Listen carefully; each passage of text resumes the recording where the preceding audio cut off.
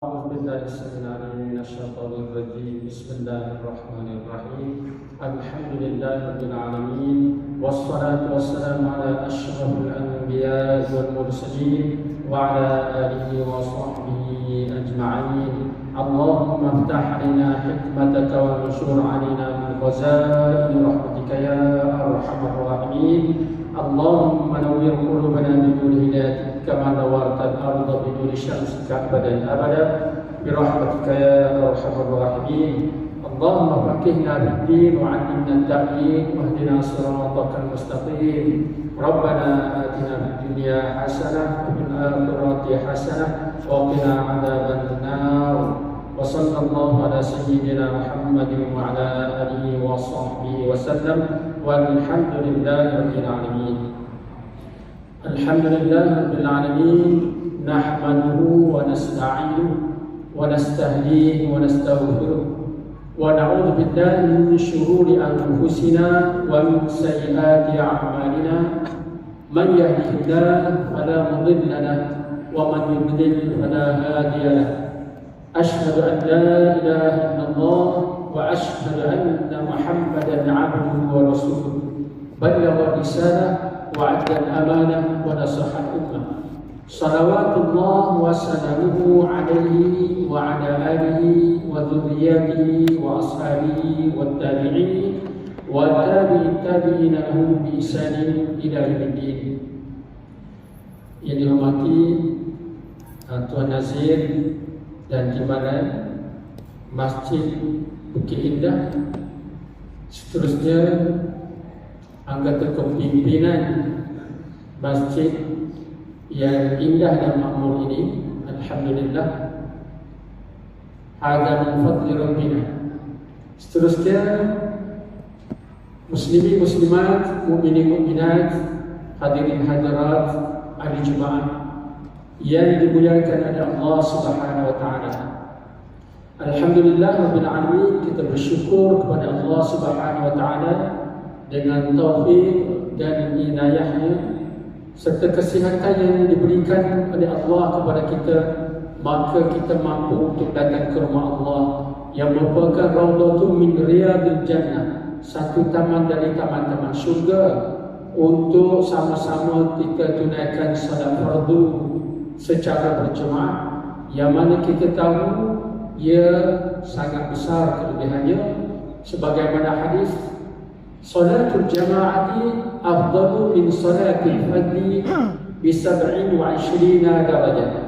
Salat fardu yang ditunaikan secara berjemaah adalah lebih baik daripada salat bersendirian dengan 27 darajat, 27 kali ganda nak dibandingkan dengan salat bersendirian. Dalam satu riwayat lain bi 25 darajat, dengan 25 darajat atau 25 kali ganda. Dan alhamdulillah muslim muslimat tuan-tuan sanggup bersabar untuk sama-sama kita pelajari perkara-perkara yang berkaitan dengan agama kita, dan kita berada di dalam majlis ilmu yang besar kelebihannya, sebagaimana hadis yang diriwayatkan oleh Abu Hurairah radhiyallahu anhu, "Man salaka tariqan yaltamisu fihi ilma, sahalallahu lahu tariqan ilal jannah." Barang siapa yang melalui satu jalan bertujuan untuk menuntut ilmu, Allah permudahkan baginya satu jalan menuju ke syurga. Alhamdulillah, kita diberi kesempatan oleh Allah untuk sama-sama solat fardu dan sama-sama berada dalam majlis ini. Mudah-mudahan Allah sentiasa beri kemudahan kepada kita, kelapangan dan kesihatan, agar kita dapat beristiqamah untuk sentiasa datang ke rumah Allah. InsyaAllah pada malam ini saya akan membicarakan berkenaan dengan tajuk antara bekalan menuju kebahagiaan hakiki dan abadi. Kalau kita tanya orang nak kebahagiaan ke tidak, semua akan jawab nak. Tak ada orang tak nakkan kebahagiaan itu.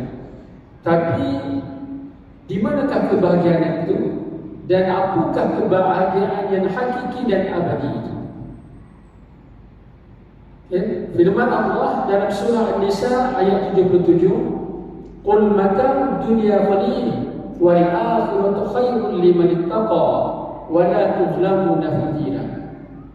Katakanlah wahai Muhammad bahawa keseronokan dunia itu hanyalah sedikit manakala nak dibandingkan dengan kenikmatan dan keseronokan di akhirat nanti. Wal akhiratu khairun liman ittaqa, dan akhirat jugalah lebih baik bagi orang-orang yang bertakwa kepada Allah Subhanahu wa taala. Wala tuzlamuna fatila, dan kamu orang bertakwa kepada Allah, kamu tidak akan dizalimi sedikit pun, tidak akan dikurangkan sedikit pun balasan baik sebagaimana telah dijanjikan oleh Allah Subhanahu wa taala bagi orang-orang yang beriman dan beramal soleh kepada Allah Subhanahu wa taala.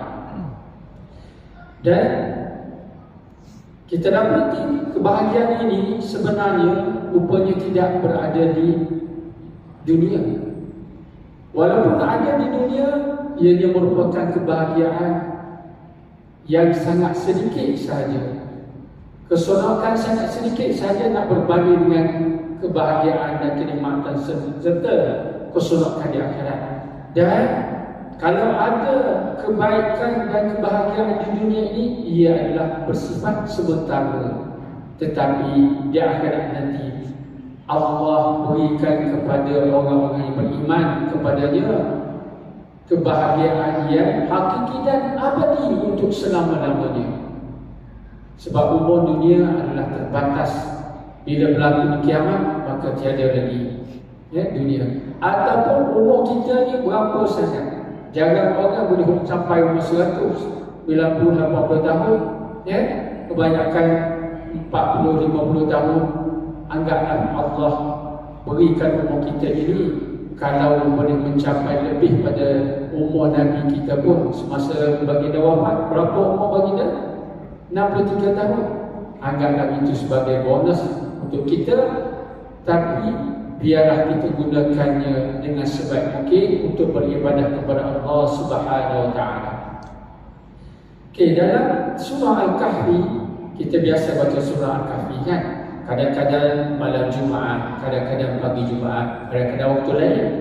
Dan kadang malam Jumaat kita baca Yasin ataupun surah Al-Mulk, ataupun tidak ada masalah nak baca surah mana pun, asalkan kita baca Al-Quran. Daripada kita sudah solat kemudian kita balik ke rumah, tak pasti kita boleh baca Al-Quran ke tidak. Lebih baik kita baca sama-sama pun, alhamdulillah. Dalam surah Al-Kahfi ayat 107 dan 108, Allah berfirman, "Innal ladzina amanu wa 'amilus shalihat kanat lahum jannatul firdausi nuzulan khalidina fiha la yabghuna 'anha hiwala." Maknanya sesungguhnya orang-orang beriman dan beramal soleh, bagi mereka itu syurga-syurga Al-Firdaus. Maknanya mereka diberikan syurga Al-Firdaus oleh Allah Subhanahu wa taala. Jannatul Firdausi nuzulan, mereka disambut di sana sebagai tetamu dengan penuh ta'zim dan kebesaran dan penuh kebaikan. Itu ayat 107. Manakala ayat 108, khalidina fiha, mereka kekal di dalamnya, la yabghuna anha hiwala. Sebab itu mereka tidak minta untuk nak pindah ke tempat lain. Kenapa? Kerana Jannatul Firdaus, iaitu syurga-syurga Firdaus ini adalah syurga yang paling tinggi tahapnya, paling tinggi nilainya, yang paling baik sekali, disediakan oleh Allah kepada orang-orang beriman dan beramal soleh dan bertakwa kepada Allah Subhanahu wa taala. Jadi untuk kita nak capai perkara-perkara yang baik itu bukannya senang. Kita kena bermujahadah, kita kena banyak berusaha, kita kena banyak bersabar. Bermujahadah dan berusaha untuk melakukan, menunaikan segala perintah Allah setakat yang kita mampu. Dan dalam masa yang sama, kita mestilah tinggalkan segala jenis maksiat, perkara-perkara yang menyebabkan dosa. setakat yang kita mampu. Tapi jangan pula buat-buat tidak mampu. Tapi kita langgar perintah Allah kerana kita kata kita tak mampu. Ataupun perkara yang diwajibkan oleh Allah kita tak buat. Macam solat kadang-kadang ada yang kita tak solat, sedangkan solat fardu adalah wajib. Kita kata tak mampu. Itu salah. Jangan cari dua macam tu. La yukallifullahu nafsan illa wus'aha. Allah tidak bebankan seseorang itu melainkan dengan apa yang dia mampu. Dan hebat baginya syurga yang Allah sediakan bagi hamba-hamba yang soleh ini ialah sebagaimana hadis kursi, a'dadtu li ibadiyas salihin ma la 'ainun ra'at wa la udhunun sami'at wa la khatara 'ala qalbi bashar. Ada 3 perkara di sini. Aku sediakan untuk hamba-hambaku yang soleh kenikmatan yang tidak pernah dilihat oleh mata, satu. Yang kedua, kenikmatan yang tidak pernah didengar oleh telinga. Dan yang ketiga, lagi hebat, kenikmatan dan keseronokan yang tidak pernah terlintas pada pemikiran manusia. Jadi apa yang kita lihat di dunia ini paling hebat apa benda, maka di sana lebih hebat lagi Allah sediakan bagi orang-orang Islam yang beramal saleh padanya. Dan pernah perkara kenikmatan yang tidak pernah didengar oleh telinga. Apa benda yang paling hebat sekali didengar oleh telinga kita? Tapi jawapan mungkin macam-macam. Kalau tanya orang muda, orang remaja, yang di tengah galak tu, mungkin mereka jawab kata, oh, lagu rock yang dibawakan, yang dinyanyikan oleh orang sekian. Tapi kalau tanya orang yang sentiasa beristiqamah datang ke masjid ini, mungkin jawapannya bacaan Al-Quran yang merdu dengan lagu yang tertentu, mungkin diharpa ke apa ke. Sebab kita minat pada Al-Quran. Minat pada Al-Quran itu satu kebaikan, baca pada Al-Quran itu lagi banyak kebaikan. Yang ketiga, kenikmatan yang tidak pernah terlintas pada pemikiran manusia. Apa benda yang Allah sediakan? Kita gambarkan sekian-sekian. Mungkin kita kata di Istana Raja, Allah hebat sangat. Kalau tanya orang perempuan pula, mungkin mereka kata intan berlian, emas permata, kan? Tapi di sana lebih hebat daripada itu lagi. Tak tergambar. Sebab itu adalah hadis kursi. Kita wajib percaya. Jadi untuk nak dapat ini semua kita kena bermujahadah dan banyak bersabar. Jadi antara perkara ataupun bekalan yang perlu ada pada kita, yang pertama, kita mestilah penuhi ataupun lengkapi dengan rukun-rukun Islam yang 5 itu. Kita dengar biasa je rukun Islam, dah biasa kita dengar. Tapi perkaranya ialah kita kena lengkapi diri kita dengan rukun-rukun Islam yang 5 itu. Yang berbeza dengan mengucap 2 kalimah syahadat. Asyhadu an la ilaha illallah wa asyhadu anna Muhammadar Rasulullah. Kita alhamdulillah dilahirkan oleh ibu bapa yang muslim. Kita dibesarkan pun dalam keadaan dalam suasana Islam, dan kita pun tidak dilarang untuk melakukan peribadatan kepada Allah Subhanahu Wa Taala, dan kita aman alhamdulillah. Setengah orang di tempat negara-negara lain mereka dihadang daripada melakukan peribadatan dan syiar Islam di negara mereka. Orang kalau nak masuk Islam dulu mesti kena mengucap 2 kalimah syahadat. Kalau dia tak nak nafas yang tu, tak boleh masuk Islam. Mana pentingnya, walaupun kita nampak ringkas. Yang kedua, kita datang antaranya kerana ni, solat fardu 5 waktu sehari semalam. Mengikut kajian yang dilakukan oleh Datuk Dr. Haji Muhammad Fadilah Khamsah. Siapa dia ni? Kata semua orang tahu dia. Ahli motivasi, pakar motivasi yang terkenal. Dia buat kajian mengenai orang Islam di Malaysia yang melakukan solat 5 waktu sehari semalam. Dia buat kajian bersama dengan pensyarah UKM. Hasil kajian yang mendapati bahawa hanya 20% sahaja orang Islam di Malaysia yang cukup solat mereka itu 5 kali sehari semalam. Hanya 20% saja. Jadi mana lagi 80%? Jawapannya 80% lagi ada yang solat 4 kali saja sehari semalam.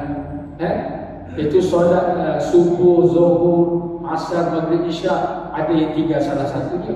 Ada yang solat 3 waktu saja, ada 2, ada 1. Dan ada tak solat pun solat fardu.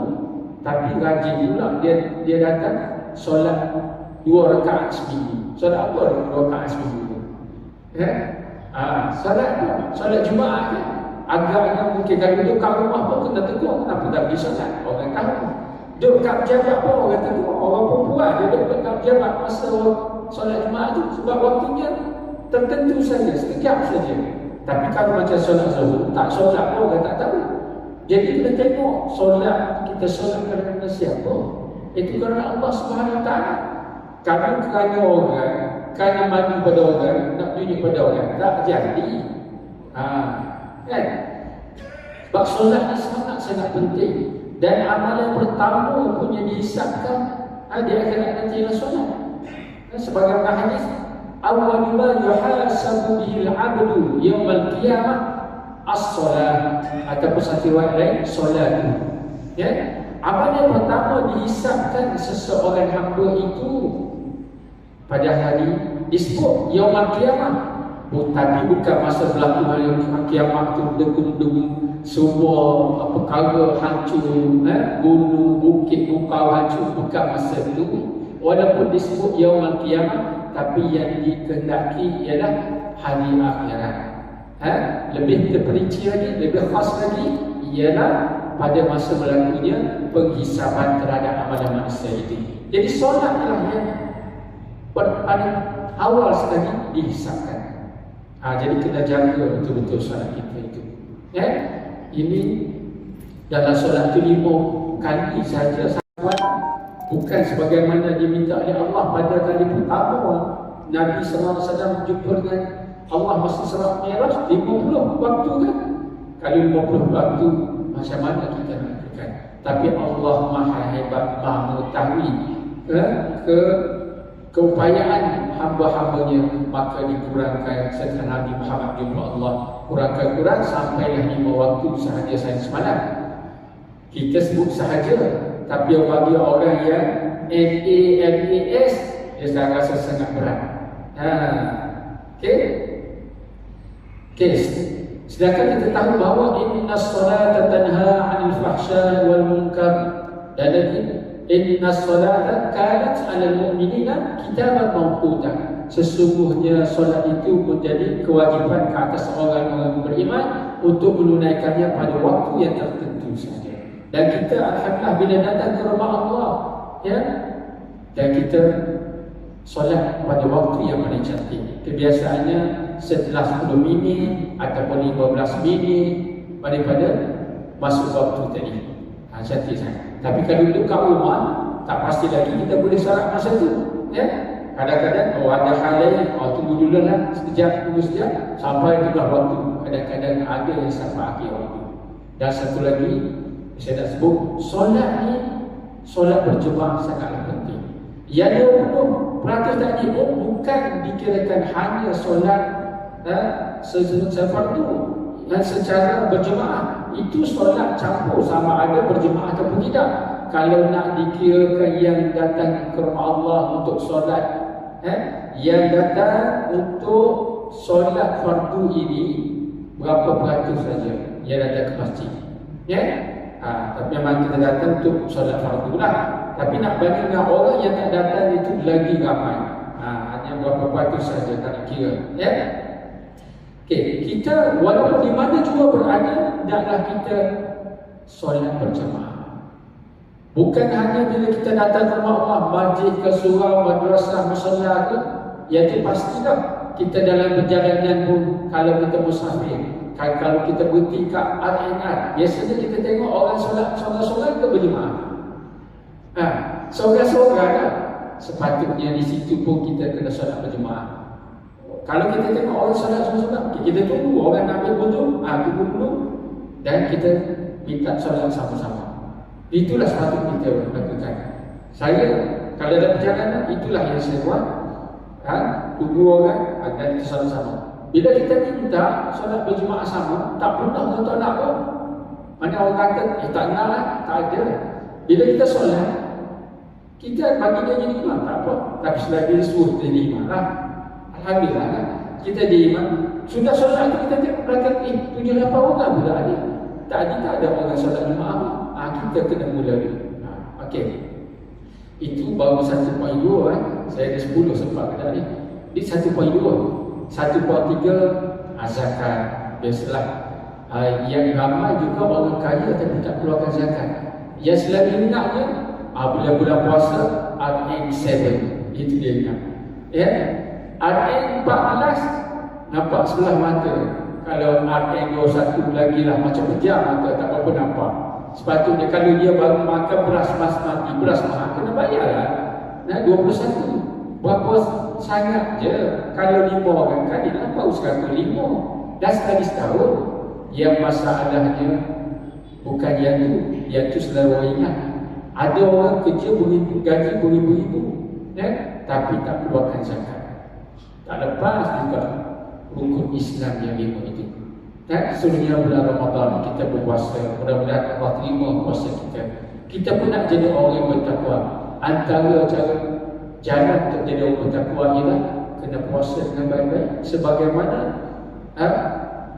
ayat yang mewajibkan puasa itu, surah Al-Baqarah ayat 183. Ya ayyuhalladzina amanu kutiba alaikumus shiyam kama kutiba alal ladzina min qablikum la'allakum tattaqun. Di hujung tu, la'allakum tattaqun, mudah-mudahan kamu bertakwa. Kalau guna perkataan la'alla ini sesuatu yang benar dapat dicapai, bukan laita. Kalau laita perkara yang susah untuk dicapai dan tak tercapai. Macam orang kafir kata apa apabila mereka disiksa, mereka kata apa? Ya laitani kuntu turaba. Ya, kalaulah aku masa di dunia itu jadi tanah. Kalau tanah tidak disiksa. Tapi kalau dia tanya masa dia di dunia nak jadi manusia ke tanah, dia hidup tu, mesti dia kata nak jadi manusia, hidup lagi. Kadang-kadang tanah terus mati kat situ jadi tanah, tak nak pun. Seterusnya, yang kelimanya ialah 1.5 haji. Haji ini adalah satu kewajipan bagi orang yang mampu. Ramai orang yang mampu, tapi ada yang tidak pergi tunai haji. Yang tidak mampu, tak apa, sebab yang wajibnya bagi yang mampu. Maka yang tak mampu tidak ada masalah, sebab kita melakukan sesuatu mengikut kemampuan kita. La yakallifullahu nafsan illa wus'aha. Allah tak bebankan seseorang itu dengan apa yang dia tak mampu. Jadi Allah bebankan, wajibkan setakat dia mampu. Ini sini ada juga orang kaya pergi umrah 4-5 kali, tapi haji tak pergi lagi. Mungkin alasan mereka kata apa?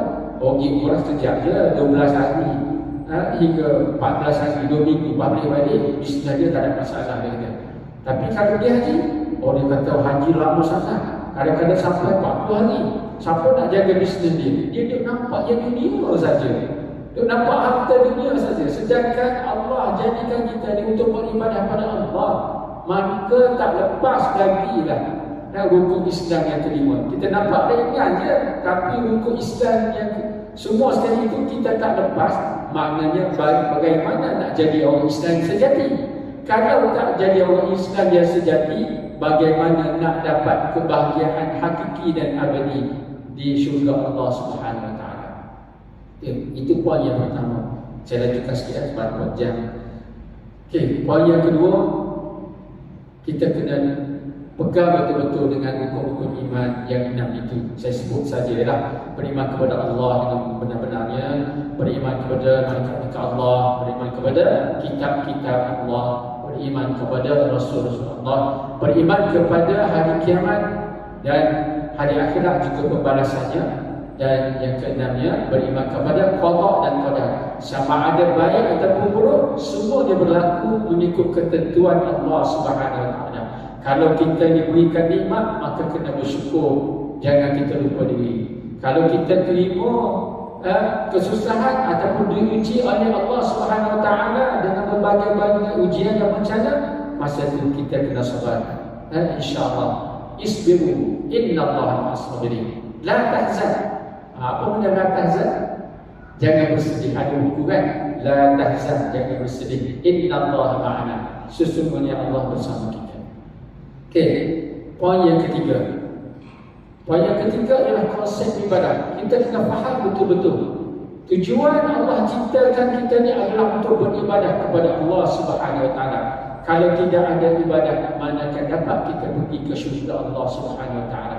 Dalam surah Az-Zariyat ayat 56, Allah berfirman, "Wa ma khalaqatul jinna wal insa illa liya'budun." Maknanya, dan tidak aku ciptakan jin dan manusia melainkan untuk beribadah kepadaku. Kalau tengok secara harfiah kat situ, secara literal dia rasa berat. Mana Allah tak ciptakan jin dan manusia melainkan untuk beribadah.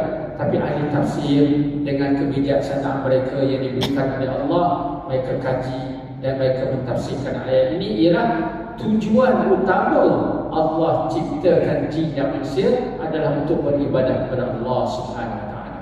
Lepas tu kita tengok pada hari ini, adakah kita bertepatan dengan apa yang Allah ciptakan kita? Kita tengok kepada konsep ciptaan, penciptanya tidak lain dan tidak bukan melainkan Allah Subhanahu Wa Taala yang Maha Esa. Dia adalah Al-Khaliq. Biasa kita kata Khaliq kan? Khaliq itu mana pencipta. Daripada perkataan hurufnya khalaqa, mencipta. Okey, selain daripada Allah, maka ia adalah makhluk, yakni makhlukat, makhluk maksudnya yang diciptakan oleh Allah. Kullu syai'in illa Allah fa huwa makhluq. Setiap sesuatu selain daripada Allah, maka ia adalah makhluk. Semua adalah makhluk. Sama ada manusia ke bukan manusia lagi. Dan makhluk ini secara ringkasnya kita boleh bagikan kepada dua. Ada makhluk mukallaf dan ada makhluk ghairi mukallaf. Apa makna makhluk mukallaf? Makhluk mukallaf maknanya makhluk yang dipertanggungjawabkan untuk beribadah kepada Allah. Sementara makhluk ghairi mukallaf, makhluk yang tidak dipertanggungjawabkan untuk beribadah kepada Allah. Dalam ayat surah Az-Zariyat ayat 56 tadi, kita dapati bahawa di sana ada dua golongan, iaitu jin dan manusia. Mungkin orang kata, jin macam tu juga kan kena beribadah juga kan? Ya, sebab ada jin Islam, ada jin kufur. Ada orang Islam, ada orang kafir. Ada jin Islam, ada jin kafir. Ya?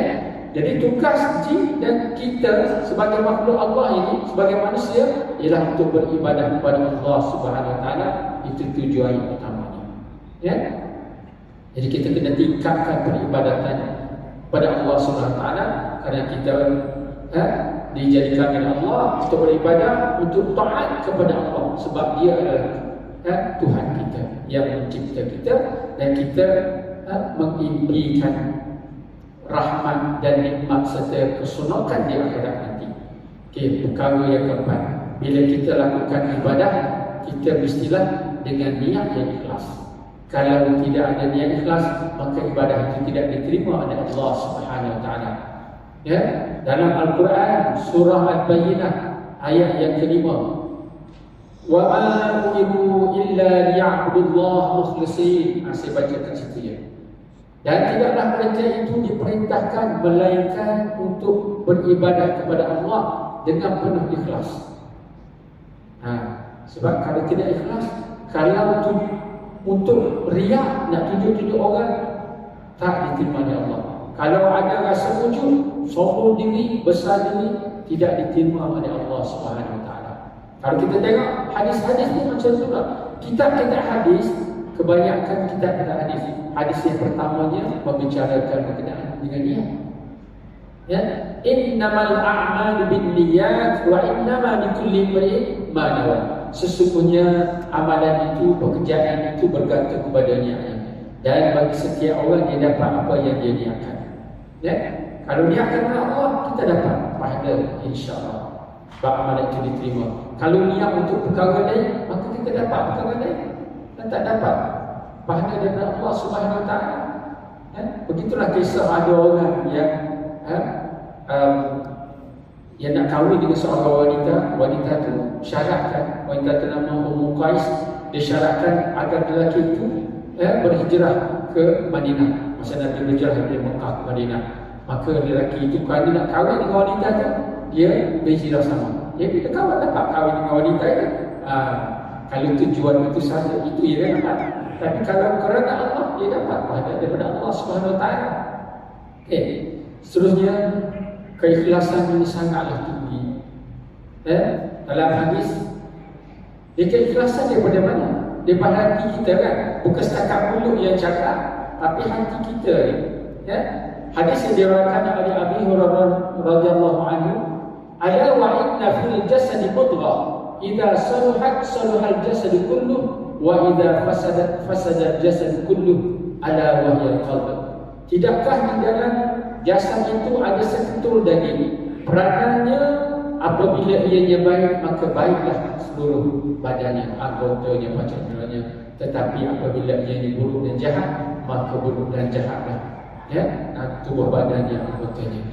Ada wahya qalb, tidak lain dan tidak bukan, ia adalah hati.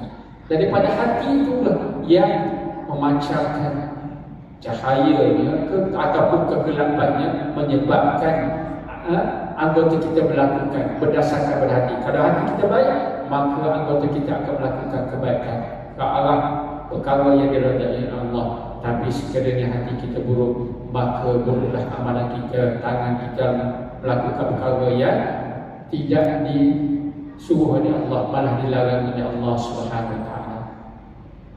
Dan hadis lagi, "Inna Allah la yanzuru ila suwarikum wa amwalikum, walakin yanzuru ila qulubikum wa a'malikum." Sesungguhnya Allah tidak pandang, tak nilai kepada rupa paras kamu.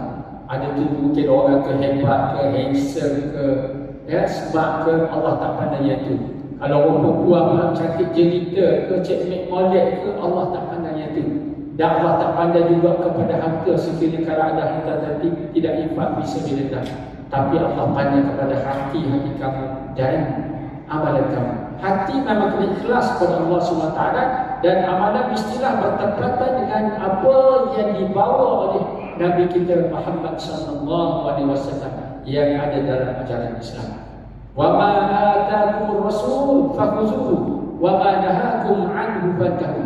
Apa jua yang dibawa oleh Rasul dan perintahkan kita untuk melakukannya, hendaklah kita ambil dan amalkannya dalam kehidupan kita.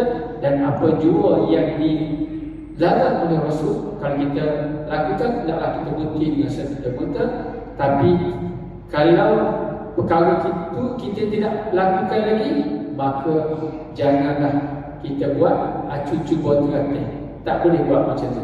Kerana kadang-kadang perkara kemaksiatan ni, bila kita buat, orang kata kadang-kadang rasa seronok, macam nak buat lagi, maka makin banyaklah titik-titik hitam di hati kita. Kita takut jadi makin jauh dengan dosa. Sebab saya tengok jam ni, takut cepat berjalan. Okey. Seterusnya, kena jauhi syirik. Sebab dosa syirik ini tidak diampunkan oleh Allah Subhanahu Wa Taala. Kita melakukan perkara ataupun peribadatan ataupun pekerjaan pun kerana Allah Subhanahu Wa Taala dan bukan kerana yang lain. Memang kerana Allah. Masa kita nak solat pun kan, kita sebut apa? Akad takbiratul ihram, Allahu Akbar. Dan kita baca apa? Allahu Akbaru kabira. Kena betul sebut betul akbar. Cuma ru tu jangan panjang, bunyi baru. Kalau kita matikan ra itu Allahu Akbar kabira, salah. Kita tak boleh baca Allahu Akbar kabira walhamdulillah katsira. Yang betulnya Allahu Akbaru kabira, akbaru. Satu harakat. Kena bunyi ru itu. Kalau matikan akbar, salah. Kemudian kita kembali, kita akan jumpa Inna salati wa nusuki wa mahyaya wa mamati lillahi rabbil alamin. Sesungguhnya solatku, ya, ibadatku, hidupku dan matiku kerana Allah Tuhan sekalian alam. Kita berjanji dengan Allah, tapi biarlah kita ni betul-betul tunaikannya, bukan setakat janji saja tapi tidak melakukannya. Dan saya kata jangan terlibat dengan syirik. Kita takut juga dalam masyarakat kita kadang-kadang ada yang terlibat dengan syirik. Kadang-kadang dia jadi bomoh, dukung, pawang ke apa, jampi serapah, tidak guna tipu Nabawi ataupun tipu Islami, ya, bukannya perubatan Islam. Dan ada yang bersumahat dengan makhluk-makhluk lain. Sekiranya dia beranggapan bahawa selain daripada Allah, makhluk selain daripada Allah, macam jin, syaitan ke toyu ke apa namanya pun, sekiranya dia bertikad bahawa makhluk-makhluk itu dapat memberi kemanfaatan dan kemudaratan, maka jatuh syirik kat situ. Kena ingat. Dan dosa syirik ini tidak diampuni oleh Allah Subhanahu Wa Taala. Betapa besarnya dosa syirik ini, bukan dosa macam biasa. Ya, dia sangatlah teruk. Nabi Muhammad pun diutuskan yang pertamanya untuk nak hidayah, nak ajak manusia mengesahkan Allah, meninggalkan syirik itu. Dalam Al-Quran surah An-Nisa ayat 48, Inna Allah la yaghfiru an yushraka bihi wa yaghfiru ma duna dzalika liman yasha. Sesungguhnya Allah tidak mengampunkan sekiranya dia disyirikkan. Padahal orang yang melakukan syirik kepada Allah, Allah tak ampunkan dosanya. Tetapi Allah ampunkan dosa selain dosa syirik. Ataupun tengok kelas dosa pula. Kalau melakukan dosa besar, mesti kena ada taubatan nasuha. Kalau dosa kecil ini dikatakan dengan ambil wuduk yang sempurna pun akan luruh dosa kecil ini. Kita tolong orang yang berhajat, yang memerlukan, ya, dapat menghapuskan dosa-dosa kecil. Innal hasanat yudhibna sayyi'at. Sesungguhnya amalan-amalan yang baik itu, perkara-perkara kebajikan itu dapat menghapuskan dosa-dosa. Yang dimaksudkan di situ ialah dosa-dosa kecil, bukan dosa besar. Kalau kita ada dosa dengan Allah, kita mohon ampun dengan Allah. Kalau dosa dengan orang, kita salah dengan orang, kena minta maaf dengan orang. Jangan segan untuk minta maaf. Malu sekali turun je, lepas pada tu okey. Tapi kalau kita tidak mohon maaf dengan orang, orang tak maafkan kita, bagaimana Allah nak maafkan kita? Maka di sana kita pun meninggal pun dengan keadaan berdosa dengan orang itu. Okey, yang seterusnya ialah, ya, perkara yang ke-6, al-ihsan. Sangatlah penting dalam peribadatan kepada Allah. Apa makna al-ihsan? Al-ihsan an ta'budallah ka'annaka tarahu fa in lam takun tarahu fa innahu yaraka. Al-ihsan ialah kamu beribadah kepada Allah seolah-olah kamu dapat melihat Allah. Dan sekiranya kamu tak dapat lihat Allah, ketahuilah bahawa Allah melihat kamu. Dan kita tahu bahawa Allah basirun, Allah Maha melihat. Allah sami'un, Maha mendengar. Ya, Allah alimun, Maha mengetahui. Khabirun, Dia Maha berseluruh, tahu semua sedek-sedek, hatta di dalam hati kita pun. Jadi kalau melakukan semua itu, kena guna ni al-ihsan ini, beribadah kepada Allah seolah Allah lihat kita. Kalau kita dengan bos kita pun, bos kita kata buat kerja ni dan saya perhatikan. Mungkin dia duduk depan kita ataupun dia duduk dalam bilik dia tengok kat CCTV. Dia beritahu kat kita, mesti kita akan buat dengan sebaik-baiknya. Kalau kita buat setakat yang zahirnya bos tahu, tapi hati kita kalau tak ikhlas, bos tak tahu. Tapi walaupun bos tak tahu, kena ingat bahawa Tuhan kepada bos itu Allah mengetahuinya. Tak boleh berbohong. Dia dengan Allah pula nak buat amal ibadat, mestilah kena ikhlas betul-betul kerana Allah. Sebab Allah tahu apa yang zahir dan yang batinnya. Tidak seperti manusia, apa yang kita zahirkan manusia tahu, tapi benda yang kita sembunyikan di hati kita, manusia tak tahu. Oleh kerana Allah mengetahuinya, maka kita kena buat baik. Bukan sekadar yang zahirnya, dan batinnya pun kena juga. Biarlah suci zahir dan batinnya. Yang ketujuh, berakhlak mulia sangatlah penting. Orang tengok kita pun melalui akhlak kita. Sebab itu yang orang boleh nampak, walaupun di hati kita orang tak nampak. Ya. So tu. Bismillah. So